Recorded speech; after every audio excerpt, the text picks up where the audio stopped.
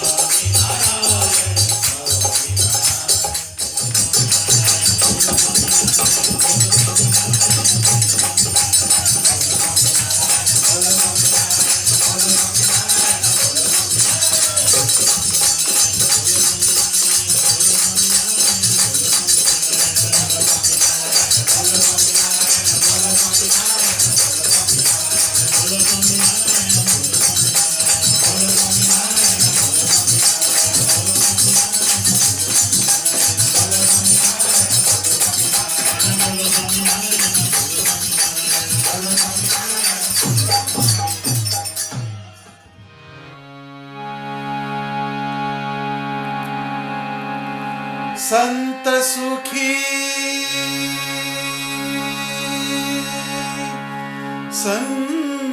સંસાર में સંત સુખી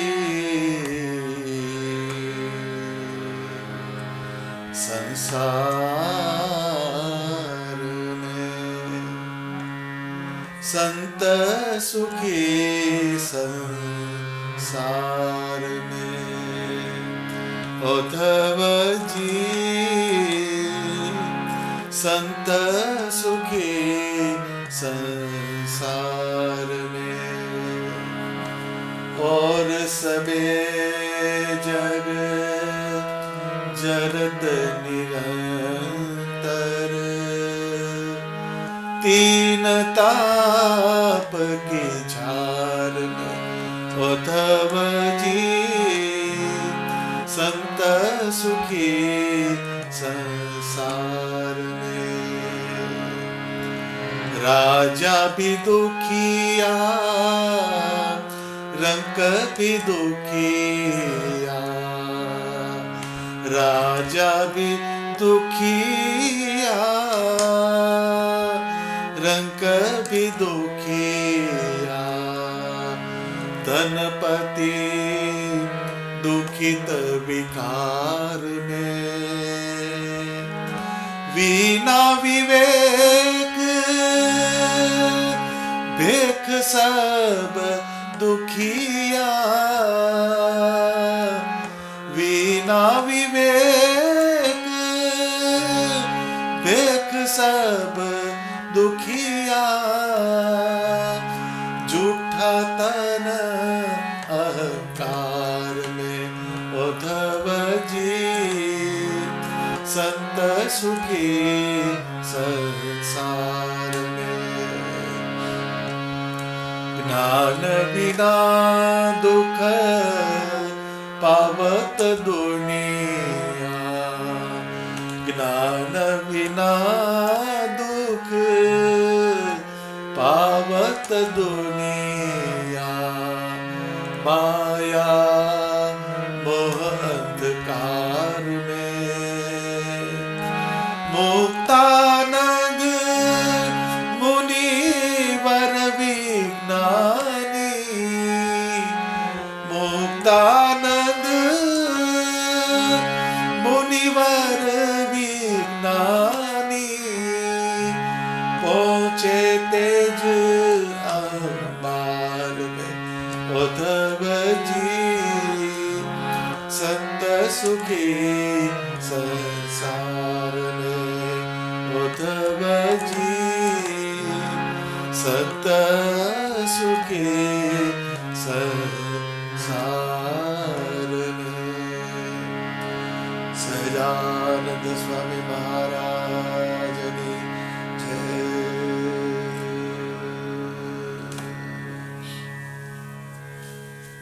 जय स्वामीनारायण।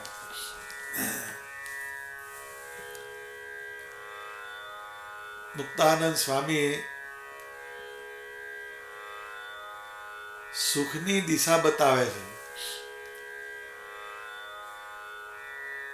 આ જગતમાં આપણે જોઈએ બધાની દોટ સુખ પાછળ. માણસ સવારે ઉઠે ને રાત્રે સૂઈ જાય ત્યાં સુધીનો એનો હિસાબ મારીએ તો એના બધા પ્રયત્ન સુખની પાછળના છે. સુખની વ્યાખ્યા બદલાય પાછી. આજે જે તમને સુખ જણાતું હોય એ અઠવાડિયા પછી તમને દુઃખરૂપ લાગે એ પાછી બીજી વાત છે. પણ દરેક વ્યક્તિ સુખની પાછળ દોડે છે. એ સુખની વ્યાખ્યા સમજાય અને સુખની સાચી દિશા પકડાય તો આપણું કામ થઈ જાય. આપણે જીવનની અંદર પ્રયત્ન બધા બહુ કરીએ છીએ, પણ એ આપણા જે પ્રયત્ન જે છે એ પરમાત્માના આકારને પામીને સુખને પામવા માટે એ નંદ સંતોએ આ બધા લખાણ કર્યા. એક જ લાઈનમાં બધો ઉકેલ કર્યો સ્વામીએ, સંત સુખી સંસાર મેં. હવે સંતની વ્યાખ્યા કરીએ તો પ્રાઇમા ફેસી પહેલું આપણને એક જ ચિત્ર સ્પષ્ટ દેખાય કે ભગવા કપડાં પહેર્યા હોય, ઘર ત્યાગ કર્યો હોય એ સંત કહેવાય. એ સંતની વ્યાખ્યા તો છે જ, પણ એનું સૂક્ષ્મ સ્વરૂપ આપણે સમજીએ, જે સત્યના માર્ગે ચાલે એ સંત કહેવાય. સત્ય એવો આત્મા અને સત્ય એવા પરમાત્મા એનો જે યોગ રાખે અને પોતાના સંસર્ગમાં આવનાર, સંપર્કમાં આવનાર કોઈ પણ જીવને એ આત્મા અને પરમાત્મા સંબંધી જ્ઞાનની અંદર જે જોડે એનું નામ સંત કહેવાય. સંતની વ્યાખ્યામાં આપણે જઈએ તો આ બધી વસ્તુ નંદ સંતોએ લખેલી. ઘણા હરિભક્તો શ્રીજી મહારાજના સમયમાં થઈ ગયા એ ઊભો સંસાર મૂક્યો એમણે. 6 મહિના ઘરનો વ્યવહાર કરે અને 6 મહિના સ્વામિનારાયણ ભગવાનની સાથે રહે અને સત્સંગની સેવા કરે. એવા પણ હતા. એ ભલે ગ્રહસ્થ હોય પણ એનું આચરણ, એનું જીવન સંત જેવું. એ સંતની વ્યાખ્યા કઈ? તો કે જે સત્ય તત્વને પકડીને એ સત્ય તત્વના પ્રાપ્તિના માર્ગે જે ચાલે એ સંત કહેવાય. જે સંત હોય એ સત્ય તત્વને પકડે. પછી એનામાં તપ હોય, દયા હોય, ક્ષમા હોય, કરુણા હોય, ધર્મ હોય, જ્ઞાન હોય, વૈરાગ્ય હોય, ભક્તિ હોય, વિવેક હોય, સરળતા હોય, કોમળતા હોય, સહૃદયતા હોય. જો આટલા બધા તમે લક્ષણો ભેગા કરો તો સુખ તમારી પાછળ આટા મારે. સુખની વ્યાખ્યા કઈ? આટલી વસ્તુ તમારા જીવનમાં આવે તો સુખ, સુખ અને સુખ. આ સંતની વ્યાખ્યા આવી બધી. એ નંદ સંતોએ એ પ્રમાણે જીવ્યા અને એ પ્રમાણે જ બધાને એણે ઉપદેશ કર્યો. શ્રીજી મહારાજ આ બ્રહ્માંડ ઉપર પધાર્યા ત્યારે અનંત કોટી મુક્તોને લઈને આવ્યા. કેમ? તો કે એમણે જે દાખલો કર્યો, ભગવાને અક્ષરધામ, જે અનંત કોટી બ્રહ્માંડના પતિ, અનેક ધામની ઉપરનો એ ધામ, ત્યાંથી ભગવાન અહીંયા આવ્યા. તો એનો જે દાખલો એ નંદ સંતોએ સફળ કર્યો. એમણે કેટલાય જીવને વર્તમાન ધરાવે. મહારાજે કહેલું કે સાંજ પડે 5 જીવને વર્તમાન ધરાવવાના, 5 જીવને વર્તમાન પડાવવાના. અત્યારે તો 5 જીવને તોડાવે એવા ભેગા થાય બધા. પરાણે ભગવાન ભેગો થયો હોય એને એનામાંથી પાડે.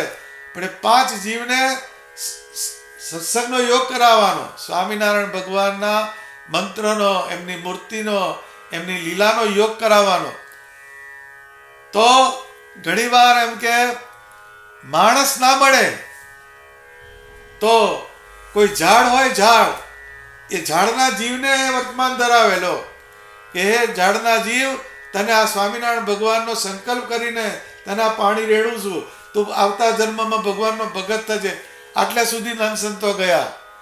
એ સંતોની વાત છે. એ સંત જે છે એ સત્ય તત્વ તરફ લઈ જાય અને સત્ય તત્વમાં એ જીવે.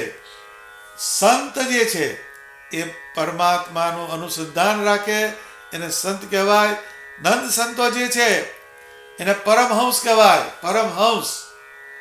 હંસ જે છે એ મોતીનો ચારો ચરે, એ માછલા ના ખાય.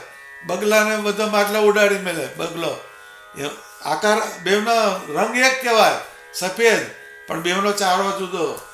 એમ પંચભૂતનું આ શરીર, એમાંથી જીવબાએ સંસારનો ત્યાગ કર્યો, રાજબાએ સંસારનો ત્યાગ કર્યો, ને આપણે બધા જુદી વસ્તુ આવે બધાને. એ કહેવાય શરીર એક જ, પણ દરેકનો ચારો જુદો.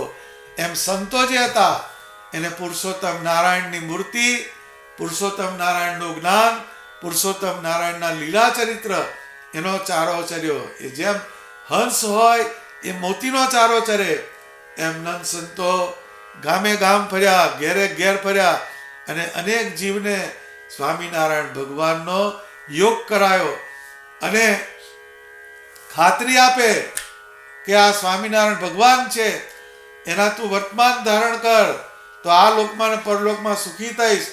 અને જો તું તને આ સુખ ના થાય તો મને બ્રહ્માંડ ભાગ્યનું પાપ. એટલે આટલે સુધી ગયા. એટલી ખાતરી એ નંદ સંતોએ સ્વામિનારાયણ ભગવાનની આપી. તો એ સંત જે છે એ સુખી.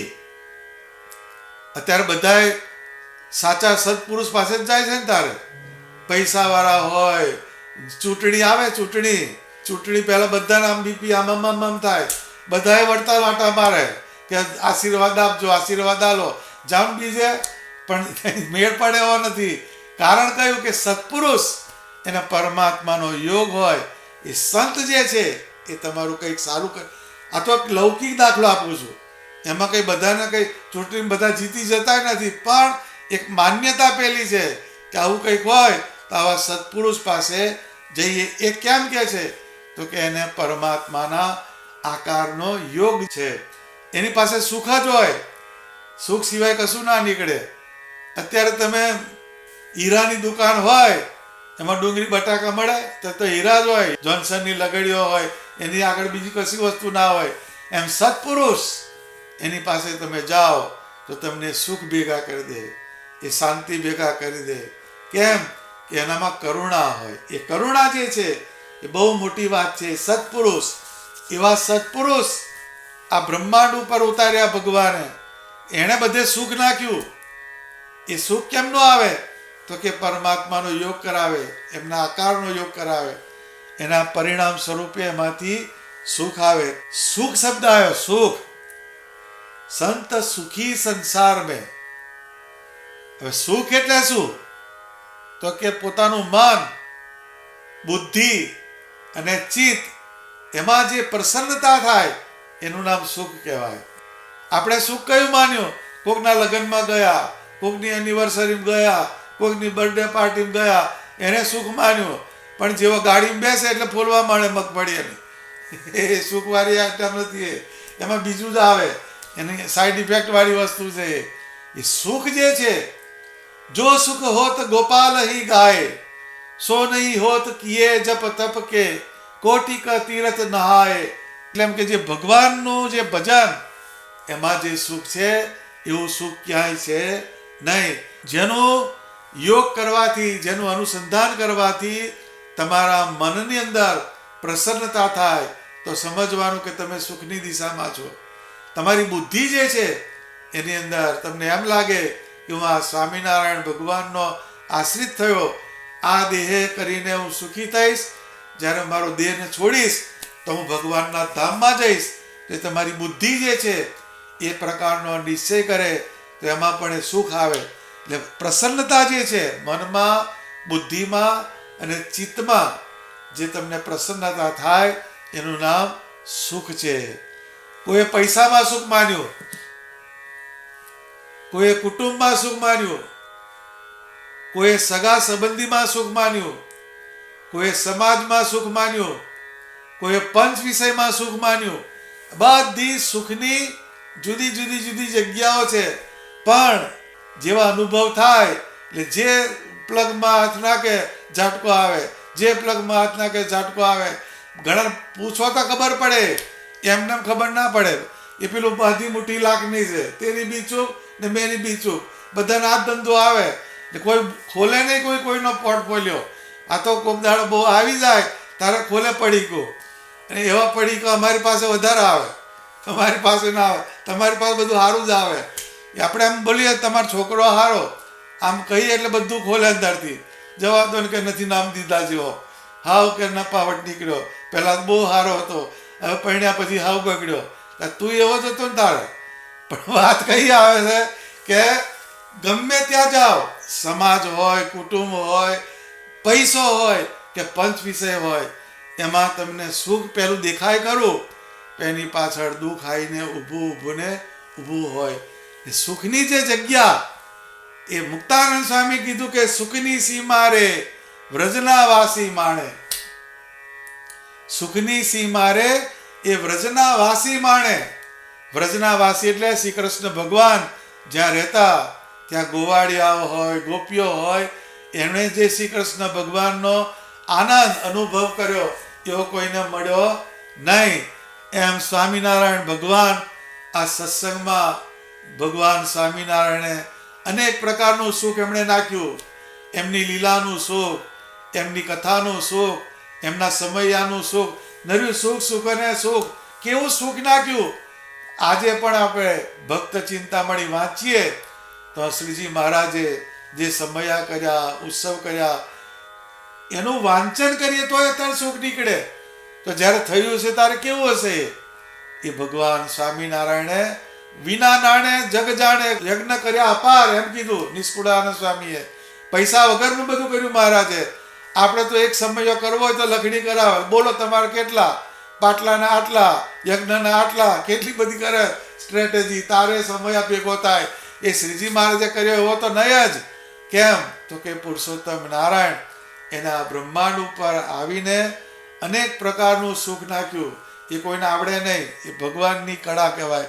ભગવાનની નજીક જાઓ એટલે સુખ, ને ભગવાનથી દૂર જાઓ એટલે દુઃખ. સુખની બીજી વ્યાખ્યા જ નહીં. તમારો આખો દિવસ છે, એમાં આખા દિવસનું તમે આખું ટાઇટ્રેશન મારજો.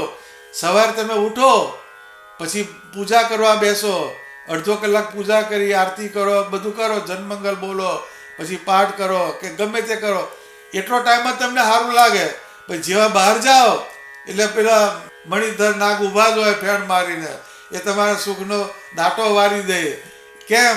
તો કે એ જેટલું ભગવાનની નજીક રહીએ એટલું સુખ છે, ને ભગવાનથી જેટલા દૂર જાઓ એટલું એ દુઃખ છે.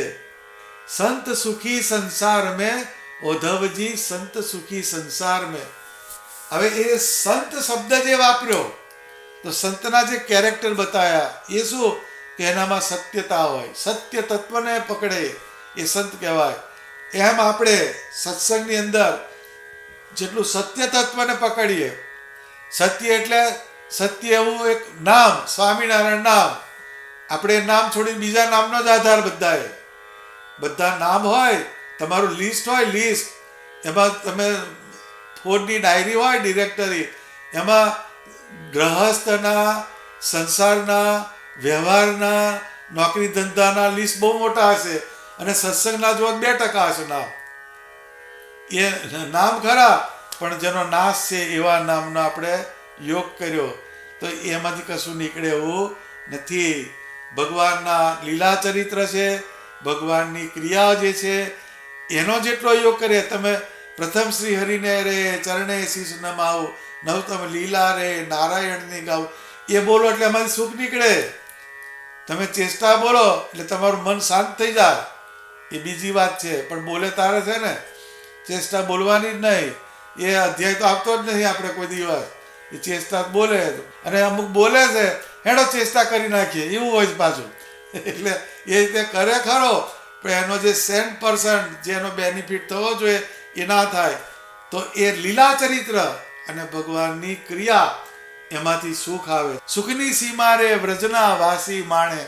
એમ આ સત્સંગમાં જે થઈ ગયા બધા ભક્તો, એણે સ્વામિનારાયણ ભગવાન એનો યોગ કર્યો, એમાંથી સુખ નીકળ્યું. એ સુખ એટલે કેવું કે એનું કોઈ પણ ચરિત્ર હોય એમાંથી સુખ નીકળે.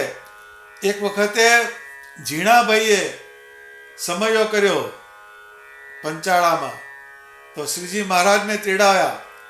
પછી ભગવાનને વાત કરી કે મહારાજ મારે બધાને જમાડવા છે. તો કે મહારાજ કહે છે તમારા પંથકમાં સારું ભોજન કયું? તો કે મહારાજ શેલણું કહે છે.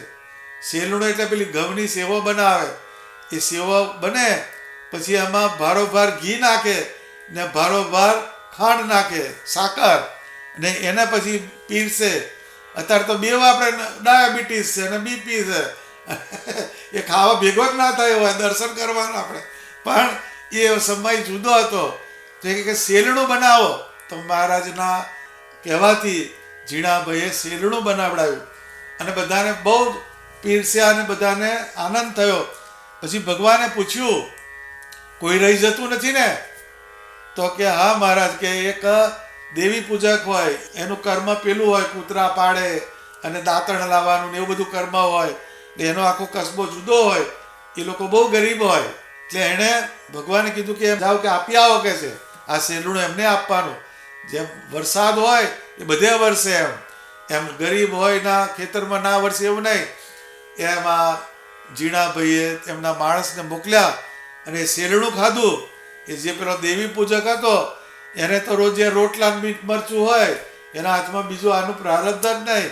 એને શેલણું ખાધું, એને શેલણું બહુ અંદર ઉતરી ગયું, એના જીવની અંદર ઉતરી ગયું. પછી એનો અંત સમય આવ્યો ત્યારે એણે બધા ભેગા થયેલા, તેને કીધું કે હા હા હા હા ખાવાનું કે સ્વામિનારાયણનું, કે ખાવાનું કે સ્વામિનારાયણનું. એમનું શેલણું જમ્યા, એ હજુય મને શેલણું યાદ આવે છે. એ શેલણું એને અંબાર્યું, એના યોગ્ય કરીને સ્વામિનારાયણ ભગવાન એને લેવા આવ્યા. આ આપણા સત્સંગનો ઇતિહાસ કે છે. ત્યાંથી મોટું સુખ કયું કહેવાય? પણ એની કોઈ પણ ક્રિયા જે છે એ કલ્યાણને કરનારી છે અને સુખને કરનારી છે. સુખ જોઈતું હોય તો મૂર્તિ પાસે જવાનું, સુખ જોઈતું હોય તો મૂર્તિ પાસે જવાનું, અને કર્યા પછી ગોદા ખાવા હોય તો સગા પાસે જવાનું. આ બે પાછું ઇક્વેશન એવા જ છે. પણ હું કહીશ એટલો જ, તમે કોઈ હભરવાના નહીં પાછા. મૂર્તિ પાસે જાય ખરા અડધો કલાક બહુ જોર મારે તો એનાથી આગળ નહીં. ભગવાનને કે હવે કાલે મળીશું 24 કલાક પછી જાઓ. એ જે સુખની દિશા કઈ? તો કે ભગવાનનો આકાર, એનો નજીક જાઓ ત્યાં સુખ છે. और सबे जग जरत निरंतर तीन ताप की झार में. એટલે और सबे जग એટલે બધું જગત કીધું. બધું જગત એટલે તો એમના શબ્દ ખોટા ના હોય. જરત નિરંતર, જરત એટલે સળગે બધું ભડકે બરે છે કે નિરંતર, પાછું કોક દાડો નહીં, રોજ જે વન ડે ચાલુ આપણા ઘરની અંદર. અમુક ઘર જ હારા હોય જે ભગવાન પૂજાતા હોય, બાકી ડખો ડખો ને ડખો જ રોજે ઉઠે ત્યાંથી ચાલુ થાય. સિરિયલ તઈ ચાલુ થાય, પેલી સિરિયલ તો પછી આવે મહાભારતની, ઘરમાં જ ચાલુ થઈ જાય. એ કેમ છે કે ભગવાનનો યોગ નથી. તો કે ઓર સબે જગ જરત નિરંતર. જરત એટલે સળગે છે, બળે છે. સબે જગ, અત્યારે તમે રાજકારણમાં જાઓ, તમે ગમે તે દેશમાં જાઓ, લંડનમાં જાઓ, અમેરિકામાં જાઓ, ભારતમાં જાઓ, મિડલ ઇસ્ટમાં જાઓ, રશિયામાં જાઓ, બધા હોળી જ છે. તમે ગમે તેનું તમે પકડો, એમાંથી ફાયર એલિમેન્ટ સિવાય કશું નીકળે નહીં, બધે હોળી સળગે. એ રાજકારણ. ઓર સબે જગ. સમાજ જુઓ, સમાજ તો સમાજની અંદર એ જ માથાકૂટ, જ્ઞાતિવાદ આવે, ઈર્ષ્યા આવે, ચૂંટણી આવે તારે જોઈ લઈશ આવતી વખતે કે તું કરીને એ સમાજની અંદર એ બધે હોળી સળગે. પછી ધર્મ જુઓ, ધર્મમાંય પેસી ગયું મારું બેટું. આ ધર્મની અંદર પણ એ કળિયુગ જે છે એ કળિયુગનો બધે વ્યાપ છે. એ ધર્મની અંદર પણ જાય તો ધર્મની અંદર પણ એ કલુષિત તાલ આવે. ગુણાતીતાનંદ સ્વામીએ લખ્યું એ વખતે, મોટા મોટા સાધુ જે હોય, એક દીકરીએ બધું કારખાનું શબ્દ વાપરે. કારખાનું, કારખાનું એટલે બધા મંદિરના કામ ચાલે, મેન્ટેનન્સ હોય, નવા મંદિર થતા હોય. તો કે હે સંતો, આ વચનામૃતનો ચોપડો હેઠો મિલતા નહીં તો ધૂળને ઢેખાડા પેસી જશે અંદર કે છે. જો આનંદ સંતોની વાત કરું છું, શ્રીજી મહારાજના છતાં સંતો, એની આ વાત છે કે તમે વચનામૃત એનો ચોપડો હેઠો મૂકતા નહીં તો ધૂળ અને ઢેખાડા. મીન્સ આજે તમે મેન્ટેનન્સ કરો છો, ઇન્ફ્રાસ્ટ્રક્ચરનું કામ કરો છો, એ બધું પેલી રીતે બરાબર છે, પણ તમને અક્ષરધામ તરફ લઈ જનારી એ વસ્તુ નથી. એ માધ્યમ છે, પણ એની અંદરથી છૂટીને કથા અને કીર્તન, ભગવાનના ધ્યાન અને ભજન એમાં જો ના જાઓ તો એ તમને નકામું પડે. એ ધર્મની વાત છે. શિક્ષણ, શિક્ષણમાં આ માથાકૂટ. એટીકેટી વાળાને કે એડમિશન મળે છે, મને ના મળ્યું કે મારા ડિસ્ટિંક્શન હતા તોય. આ જ લોડી બધે તમે કોઈ પણ ફિલ્ડ જુઓ તો બધે ઓર સબે જગ જરત નિરંતર, બધે સળગતું જ છે. હવે સળગતું ક્યાં નથી? તો કે ભગવાનનો જેને આકાર અને ભગવાનનો મંત્ર, આ બેનો જ્યાં યોગ છે ત્યાં આ વસ્તુ ત્યાં સ્પર્શી શકતી નથી. ચલતી ચક્કી દેખ કે દિયા કબીરા રોય, દો પાટણ કે બીચ મેં સાબુત બચા ન કોઈ. એમ કબીરે કહ્યું કે એમ કે આખી ઘંટી ચાલતી હતી, એમાં જોઈને કબીર કહે છે મને રડવું આવી ગયું કે છે. કેમ કે આ ઘંટીના પડ્યા જેવું છે. આ પ્રકૃતિને પુરુષ આની ઘંટી ચાલે છે, એમાં બધાનો લોટ થઈ જાય છે કે છે. સાબુત બચા ન કોઈ, એમાં કોઈ સાબુત બચતો નથી, બધાનો લોટ થઈ જાય. પણ મોટા સંતો એમ કહે છે કે ઘંટીના બે પડિયામાં જેટલા દાણા આવે એટલાનો લોટ થઈ જાય, પણ જે ખીલો હોય વચ્ચે, ઘંટીનો ખીલો, અત્યારે ઘંટી જ કોને જોઈ છે? તો પહેલાંની ઘંટી આવતી હતી બે પૈડા વાળી, એમાં વચ્ચે ખીલો હોય. ખીલો એટલે પુલી લે ભાઈ, વર્ટિકલ પુલી, એને બે વ્હીલને પકડી રાખે ને પછી હોરિઝોન્ટલી એને ગ્રાઇન્ડિંગ કરે, એને ઘંટી કહેવાય. એમાં વચ્ચે પુલી આવે, પુલી એટલે ખીલો. એટલાને જેટલા દાણા વળગે એટલા દાણા સેફ, બાકીના એને બે પડિયાની વચ્ચે બધાને લોટ કરી નાખે. પ્રકૃતિને પુરુષ, પ્રકૃતિને પુરુષ, પ્રકૃતિ કહેતા સ્ત્રી, પુરુષ કહેતા પુરુષ. આ બેના ખેલની અંદર બધાનો લોટ થઈ જાય. પણ જેને સ્વામિનારાયણ ભગવાન એ મૂર્તિરૂપી ખીલો એને જે પકડે એનો ક્યારેય લોટ થાય નહીં. और सबे जग जरत निरंतर तीन ताप की जार में. ત્રણ તાપ છે, આધિ વ્યાધિ ને ઉપાધિ. એક શરીરનું, બીજું મનનું અને ત્રીજું દૈવનું. આ ત્રણ તાપ છે. એક છે બળકર એક બધાય. શરીરના તાપમાંથી જ બધા બહાર આવતા નથી. પહેલા શરીરનો તાપ કયો કે પેલા આમ કીધું ને પેલા આમ કીધું ને એમાંથી ઓળી ચાલુ, એ શરીરનો તાપ છે. મારે આવું ખાવું છે ને તે આવું બનાવ્યું, એનો તાપ છે. એ બધા શરીરના તાપ. બીજા મનની અંદર તાપ છે માનસિક, અને ત્રીજા દૈવના. દૈવ મોકલે, અતિવૃષ્ટિ થાય, અનાવૃષ્ટિ થાય, હરિકેન આવે, બધું નબળું કરી મૂકે. એ બધી વસ્તુ આધિ વ્યાધિ ને ઉપાધિ, આ ત્રણ તાપની અંદર બધા બળે છે. પણ એમાંથી છૂટવું હોય તો એ ભગવાનની પાસે જઈએ તો એમાંથી છૂટાય. રાજા ભી દુખિયા, રંક ભી દુખિયા, ધનપતિ દુખિત વિકાર મેં. અનંત સંતોના જે શબ્દ જે છે એ બહુ જ વિચારવા જેવા શબ્દો. રાજા ભી દુખિયા કે છે. રાજા એટલે શું? અત્યારે રાજા ગયા જેની પાસે એક્સેસ મની છે, જે ટ્રિલિયનર હોય, ખરબોપતિ હોય, જેની બહુ જ ગણાયની એટલી એસ્ટેટ હોય, એ રાજા કહેવાય. હવે જેની પાસે બહુ પૈસા છે એ પણ દુઃખી છે. એ કેમ દુઃખી છે? તો કે એના પૈસા કોક લઈ ના જાય, એના પૈસા કાલ ઓછા ના થઈ જાય, એ બધાની પેરવીમાં છે. ટેક્સ વાળા ના લઈ જાય કે ગમે તે વાળા એની પાછળ પડ્યો એ. હવે જે પૈસા વાળો જે છે એ દોડે છે. કેમ દોડે છે? તો ખાવાનું પસતું નથી એટલે એને માટે જોગિંગ કે છે. જોગિંગ કહેવાની વસ્તુઓ પર ક્રિયા તો દોડવાની જ. એને ટાઇટલ જોગિંગનું આલ્યું આપણે. પૈસા વાળો દોડે એને જોગિંગ કહે, અને પેલો ગરીબ જે છે એને રોટલો નથી એટલે દોડે છે. એને રોટલાનો મેળ નથી, રોટલો મેળવવા માટે ખાવા માટે દોડે છે, ને પેલો ખાવાનું પચતું નથી એટલે દોડે છે. દોડવાનું બે બાજુ છે. તો રાજા ભી દુખિયા, રંક ભી દુખિયા. પૈસાનો ક્રાઇટેરિયા બે બાજુ છે. એકની પાસે એક્સેસ મની છે ને એકની પાસે હનુમાનજી આટા કાઢે એવું છે, કશું છે નહીં ઘરની અંદર. તો એ બે વસ્તુની અંદર પૈસાનો ક્રાઇટેરિયા કોમન છે, પણ બેમાંથી કોઈ સુખી છે નહીં. એટલે રાજા ભી દુખિયા, રંક ભી દુખિયા, ધનપતિ દુખિત વિકાર મેં. જે ધનપતિ હોય, બહુ પૈસાવાળા હોય, બહુ જ પૈસાવાળા હોય, પોણા ભાગના 80% NRI ઇન્ડિયામાં આવે કે બેહાતું નથી નીચે, કે ઘૂંટણ બધા ગયા. કેમ? Have a nice day, thank you sir. ઊભા બિલ્ડિંગ ભરવાની ઠંડીની અંદર. એટલે જાય છે નો, એટલે જે ક્લાઇમેક્સ વાળો ટાઈમ હતો એ બધો ગયો આની અંદર. સ્ટોર વાળા લઈ ગયા, પેલા લઈ ગયા.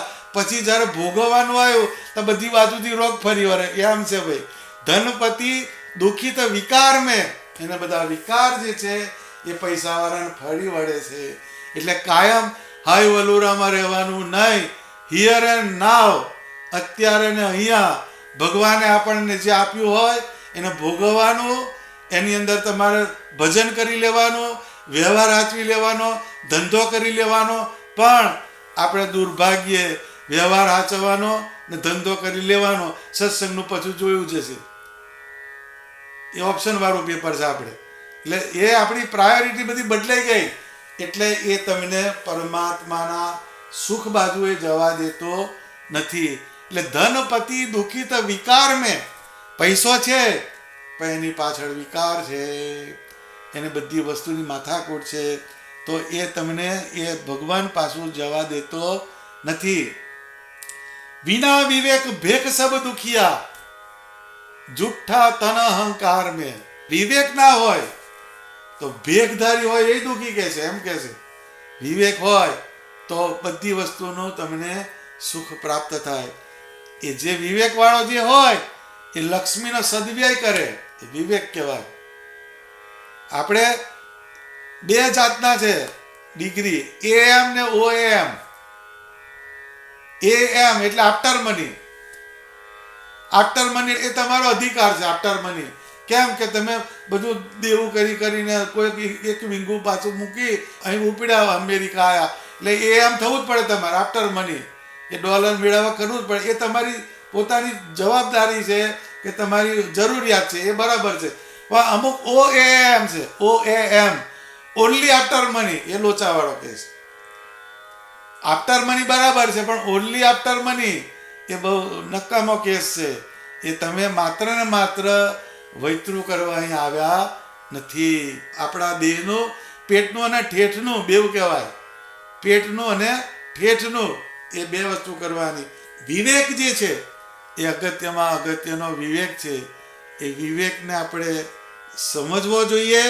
એ વિવેક શું તો કે છે આપણે સવારથી ઉઠીને રાત્રે સૂઈ જઈએ ત્યાં સુધીમાં આપણે સ્વામિનારાયણ ભગવાને આપણને આ જે મનુષ્યનો દેહ આપ્યો એનો આપણે કેટલો ભગવાન અર્થે ઉપયોગ કર્યો અને કેટલો બીજો ઉપયોગ કર્યો એનો એક સરવાળો આપણને મારતા આવડવું જોઈએ. એનું નામ વિવેક. બાકી વિવેક વગરના જે હોય એને મળતું જ નથી કશું, એને બધું સરખું જ લાગે, એને અંદરથી કશો ફેર પડતો નથી. એટલે થોડોક સમય આપણો પરમાત્માના આકાર બાજુ જવો જોઈએ. એ આપણા જીવનની અંદર એવો જે વિચાર આવે એને વિવેક કહેવામાં આવે છે. વિના વિવેક ભેખ સબ દુખિયા જુઠ્ઠા તન અહંકાર મેં. એ શરીરનો અહંકાર એ ભગવાન બાજુ જવા ના દે. એ અહંકાર છોડવો પડે. એ અહંકાર જ્યાં સુધી ના જાય ત્યાં સુધી આપણે ભગવાન તરફ જઈ શકતા નથી. શ્રીજી મહારાજના સમયમાં ગુણાતીતાનંદ સ્વામીએ મંદિર કરાવેલું. એ મંદિરની અંદર જે બધો ખર્ચો થાય એ એક પટેલે આપેલો. એ પટેલ આખું મંદિર એણે કરાવેલું. હવે આખું મંદિર જે કરાવે કેટલો શ્રદ્ધાવાળો હોય. પછી ચોમાસાનો દિવસ એટલે ગામડાની અંદર તો પેલો વરસાદ પડે એટલે બધો ગાળો થાય એટલે કાદવ થાય. એટલે મંદિરની અંદર એક ડોલ રાખે, પેસ્તામાં લોટો મૂક્યો હોય ને પાટલા જેવું હોય, એના પર પગ ધોઈ બધા આવે અંદર. એવી એક આખી એની પ્રણાલિકા હોય. તો એ જે પટેલે મંદિર કરેલું એ પટેલ આવ્યા, હવે એના પગ કાદવથી ખરડેલા. એટલે ગુણાતીતાનંદ સ્વામીએ કીધું કે પટેલ પગ ધોઈને આવો કે છે. હવે પટેલને તો આંકડા ચડ્યો, મંદિર મારું બંધાયેલું કે મને પગ ધોવાનું સ્વામી કહે છે. એ પટેલ ગયા ત્યાંથી પાછા. થોડા દિવસ થયા, 2-3 દિવસ, પછી પટેલ દેખાય નહીં. એટલે સ્વામીએ એક હરિભગતને મોકલ્યા કે જા પેલા પટેલને ઘેર જા કે કેમ દેખાતા નથી, માદા હાજર થયા શું? તો એ પટેલે ને મળ્યા પેલા હરિભગત કે સ્વામી તમને બહુ યાદ કરે છે કે મંદિર ક્યારે આવો છો? તો કે પગ ધોઈને આવીશ કે છે. લ્યો, પગ ધોઈને આવીશ. હવે જેને મંદિર બાંધ્યું, જેને આટલું બધું કર્યું, કેટલી શ્રદ્ધાથી કર્યું હશે, પણ વિના વિવેક, એ વિવેક નથી. જૂઠા તન અહંકાર મેં. મારા શરીરને આવું કીધું તમે કે પગ ધોઈને આવો, મેં મંદિર બાંધ્યું, તમે મને કહો. શરીરનો અહંકાર જે છે એણે આગળ જવા દીધો નહીં. એટલે એ પટેલ પગ ધોઈને આવીશ ગયા. હવે એનો અર્થ શું કહેવાય કે એને આટલું બધું કર્યું તો પણ એ અહંકાર જે છે એને ભગવાન તરફ જવા દેતો નથી. એટલે શરીરનો અહંકાર બધે નડે આપણને, બધે જ નડે. અત્યારે કોઈ બહુ ડોનેશન આપતો થયા હોય તો સમય આમ જાય પહેલી લાઈન જ વધે, બધે ઊભો રહે પણ બે નહીં, 2-4 જણા આવે તારે જાય પાછો. એ પાછું એ આખી વાત તમે જુઓ, બહુ જોવા જેવો ખેલ હોય છે. એ રીતે પાછો એ અહંકાર છે, જતો નથી. એ અહંકાર એ ભગવાનના યોગ કરે ગમે એટલું થાય પણ એ જાય નહીં. એ કીધું કે કનક તજ્યો કામિની તજ્યો ધાતુ કો સંગ, તુલસી લઘુ ભોજન કરી કે જીવે માન કે રંગ જોવે. કનક તજ્યો એટલે સોનું છોડી દે, કામિની તજ્યો એટલે સ્ત્રીનો ત્યાગ કરે, તજ્યો ધાતુ કો સંગ કોઈ ધાતુ ના આડે કે. હવે કેટલો મોટો કહેવાય આ તો. આ 3 વસ્તુ છોડી જો ખબર પડે. એ છોડવી બહુ દુષ્કર. કનક અને કામિની બધા જ એની અંદર, કોઈ પણ જુઓ એની બહાર કોઈ નહીં. કનક ને કામિની એ બધા એની અંદર. પણ તુલસીદાસ કે એને છોડી દે કે. પછી એમ કે તુલસી લઘુ ભોજન કરી કે ઓછું જ જમે, કોઈ બહુ મિતાહારી હોય, બહુ ખાય નહીં કહે છે, પણ જીવે માન કે રંગ. એનું જીવન છે માન વગર એને ચાલે નહીં. એટલે માન જે છે, સાધન સર્વે માન બગાડે પળ વિશે, જેમ ભળ્યું પૈ સાકરમાં અહીં ઝેર જો, એમ મુક્તાનંદ સ્વામી લખ્યું. સાધન સર્વે, તમે જેટલા સાધન કર્યા હોય, જપ તપ વ્રત દાન ક્રિયા બધું યજ્ઞ યાગાદિ એ સાધન છે. બધા સાધન જે છે માન બગાડે પળ વિશે, એક પળની અંદર ખલાસ કરી નાખે.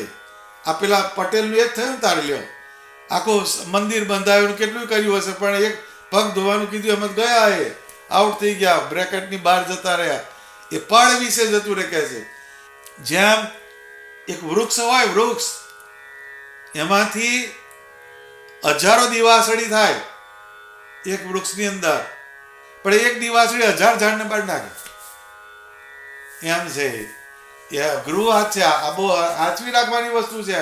જેમ ભળ્યું પય સાકરમાં અહીં ઝેર જો, પય એટલે દૂધ ને સાકર, દૂધ સાકરની અંદર ભળ્યું અહીં એટલે સાપ, સાપનું ઝેર, એમ કે દૂધની અંદર ભળે તો એ દૂધ તમને પછી એ તમારા પ્રાણને હરનારું થાય. એમ આપણું જે સત્સંગ જે છે એની અંદર જો માન ભળે, અહંકાર ભળે, તો એ તમને ભગવાનથી છેટા લઈ જાય.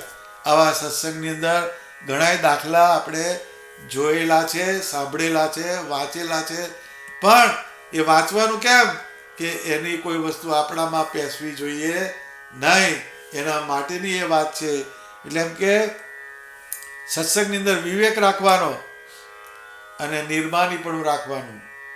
આ બે વસ્તુ જો હોય તો એ માણસ તરી જાય, પણ એક વિવેક ના હોય અને બીજું નિર્માની પણ ના હોય તો એ બધું નકામું પડે. વિવેક જે છે એ બહુ અગત્યમાં અગત્યની વાત. એ વિવેક બહુ કામની વસ્તુ.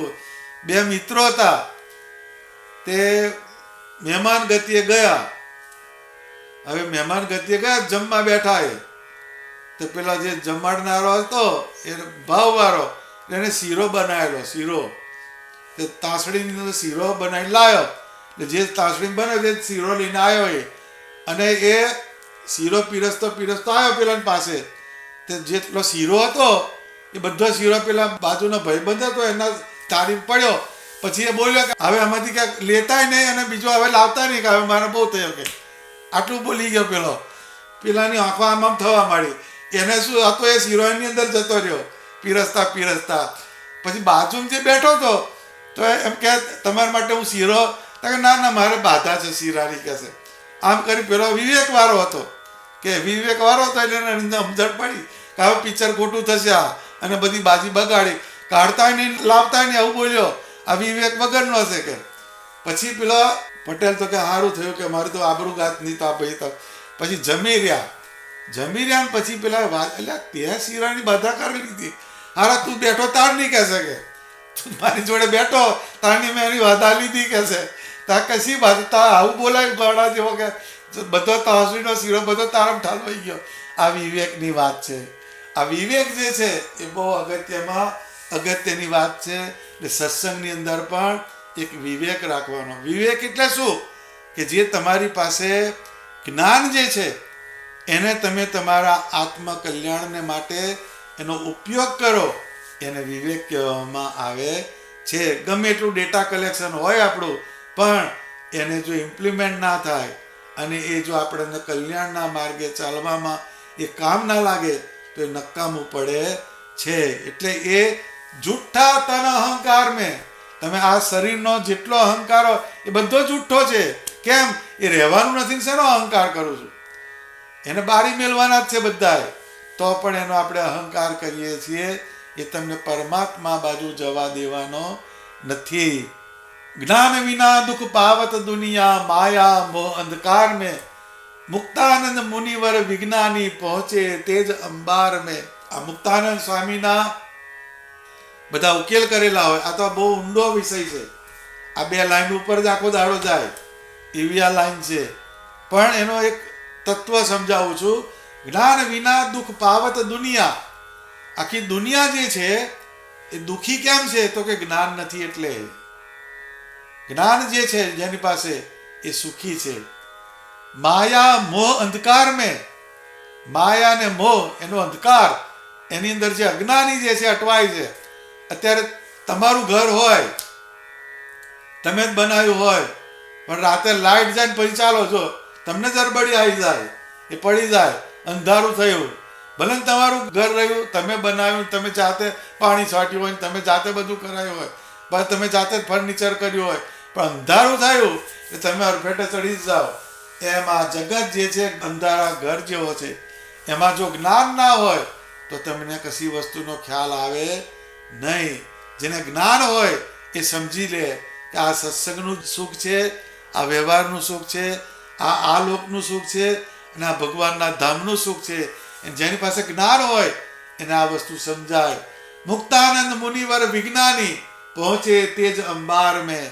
જે વિજ્ઞાની હોય એ પરમાત્માના જ્ઞાનને અનુસરીને પરમાત્માનું ધ્યાન કરે, પરમાત્માના વચનામૃત છે એનું અનુસંધાન કરે, તો એ ભગવાને કહ્યું કે જેમ ચચુકો હોય, આંબલીનો ચચુકો, એની ધારને તમે છોલો તો છોલાય નહીં, ચપ્પાથી છોલો, ગમે એનાથી છોલો, એ ધાર છૂટી ના પડે. પણ એ ચચુકાને શેકો ને પછી 2 હથેળીમાં તમે મસળો તેની છાલ છૂટી પડી જાય. એમ કારણ શરીરની વાસના એ વજ્રસાર કીધી, પણ વચનામૃતનું જ્ઞાન અને સ્વામિનારાયણ ભગવાનની મૂર્તિનું ધ્યાન, આ બેના યોગથી એ વાસનામાંથી તમને એ છોડાવે. એ મુનિવર વિજ્ઞાની પહોંચે તેજ અંબાર મેં. આપણે ભજનમાંથી સ્મરણમાં જવાનું, સ્મરણમાંથી ચિંતવનમાં જવાનું, ચિંતવનમાંથી ધ્યાનમાં જવાનું, અને ધ્યાનમાંથી સાક્ષાત્કાર તરફ જવાનું. આ વિજ્ઞાન કહેવાય.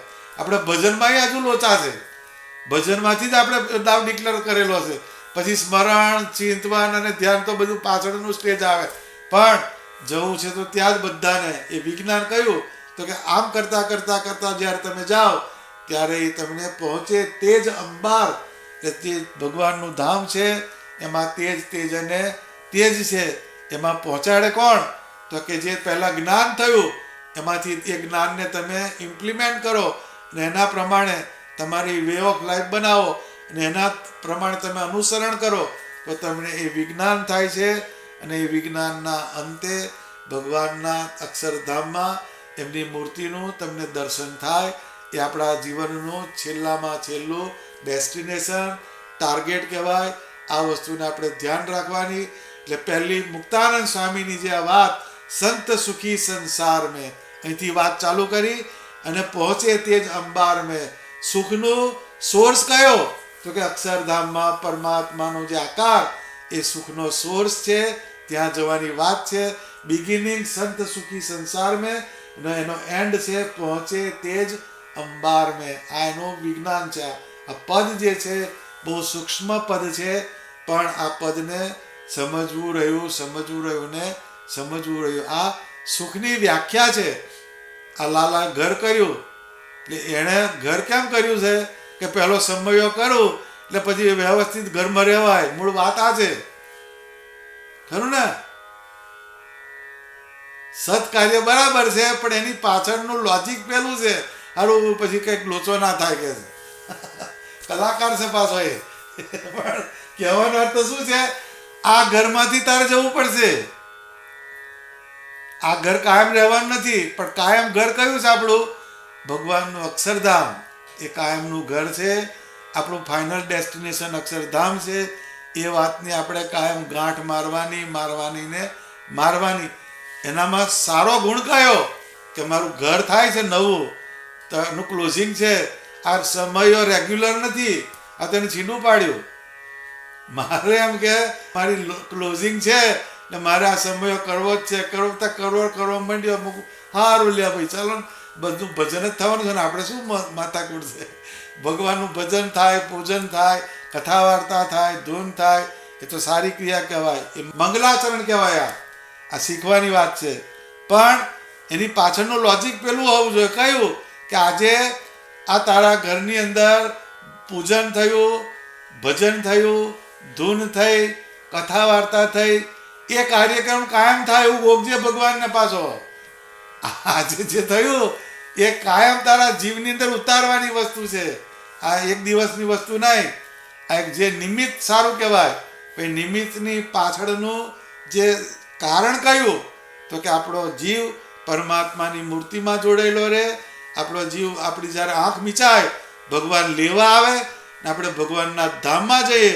એ મુક્તાનંદ મુનિવર વિજ્ઞાની પહોંચે તેજ અંબાર મેં સંત સુખી. આ સંતની વ્યાખ્યા આ થઈ, સુખની વ્યાખ્યા આ થઈ કે જે તમને પરમાત્માનો આકાર, પરમાત્માનું ધામ એનું અનુસંધાન કરાવે. એનાથી મોટું સુખ કોઈ છે નહીં. છેલ્લામાં છેલ્લું સુખ એ જ છે. ધોળું ધોળું ધોળું બગલાની પાંખ, એનાથી આગળ ધોળું કશું છે નહીં. એમ સુખની સીમા એ વ્રજના વાસી માણે. એમ અનંત કોટી મુક્તો જે અક્ષરધામમાં છે, એ અક્ષરધામમાં જે પરમાત્માના આકાર એનું દર્શન કરે છે, ધ્યાન કરે છે, પૂજન કરે છે, સ્મરણ કરે છે. એ પરમાત્માનો આકાર મારા ઘરની અંદર વિરાજમાન છે. એનું કાયમ ભજન, સ્મરણ, ધ્યાન, પૂજન કરું છું. એક આ અનુસંધાન કાયમ રાખવાનું. તો આપણે સુખ સુખ અને સુખની બીજી કોઈ વ્યાખ્યા નથી. સહજાનંદ સ્વામી મહારાજની